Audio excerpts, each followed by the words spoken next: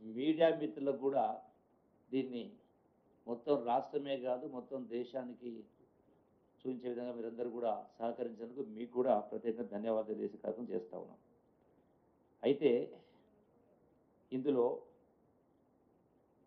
ఈ యొక్క miss world participates అందరికి కూడా రాష్ట్రంలో ఉన్నటువంటి గొప్ప పర్యాటక ప్రాంతాలన్నింటినీ కూడా అంటే ప్రధానంగా మన సంస్కృతి సాంప్రదాయాలకు సంబంధించినటువంటి గొప్ప గొప్ప అంటే హెరిటేజ్ కట్టడాలు రామప్ప కావచ్చు, పోచంపల్లి, యాదగిరిగుట్ట, అట్లాగే Buddhavanam,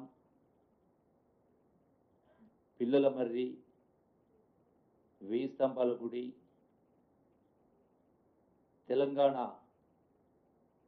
command control centre, hospital age hospitals కావచ్చు, శిల్పారామం, వీటన్నిటిని కూడా వాళ్ళందరికీ అట్లాగే చౌమల్ల ప్యాలెస్, గాలా డిన్నర్ ఇవన్నిటిని కూడా వాళ్లకు రాష్ట్రంలో ఉన్నటువంటి ప్రధానమైనటువంటి వాటి వాళ్ళకు చూపించడం జరిగింది. తద్వారా ప్రపంచం దృష్టిని ఆకర్షించే కార్యక్రమం చేయడం జరిగింది. యావత్ ప్రపంచం మొత్తం ఇక్కడికి రావడం జరిగింది. సాధారణంగా ఈ టూరిజం ప్రమోషన్లో భాగంగా టూరిజం డిపార్ట్మెంట్ నుంచి ఇతర దేశాలకు ఎక్కడైనా ఈవెంట్స్ అవుతూ ఉంటారో వాళ్ళకి పార్టిసిపేట్ అవుతూ ఉంటారు. ఆ పార్టిసిపేట్ అయిన సందర్భంలో అక్కడ 3 రోజుల పర్యటన దేశాలకు పోయినప్పుడు రకరకాల దేశాలు పోతున్నాం.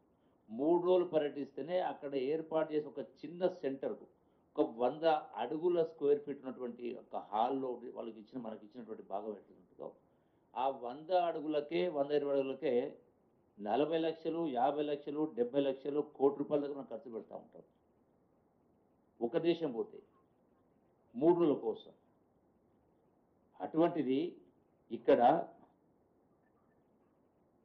ప్రపంచాన్ని మొత్తం ఇక్కడ రప్పించి సుమారుగా 30 రోజుల పాటు అంటే 6వ తారీఖు జూన్ నుంచి 31 జూన్ నిన్నటి దాకా 2 జూన్ దాకా అంటే ఆల్మోస్ట్ 26-27 రోజుల పైన ప్రపంచంలో ఉన్నటువంటి పార్టిసిపెంట్ మొత్తం ఇక్కడ రప్పించి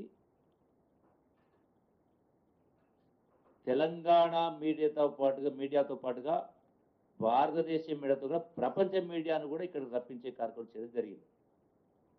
అంటే టోటల్గా తెలంగాణ యొక్క టూరిజం ప్రమోషన్లో భాగంగా ప్రపంచానికి షోకేస్ చేయడం జరిగింది. అయితే ఇంత పెద్ద ఎత్తున రెండవ పాయింట్ ఏంటంటే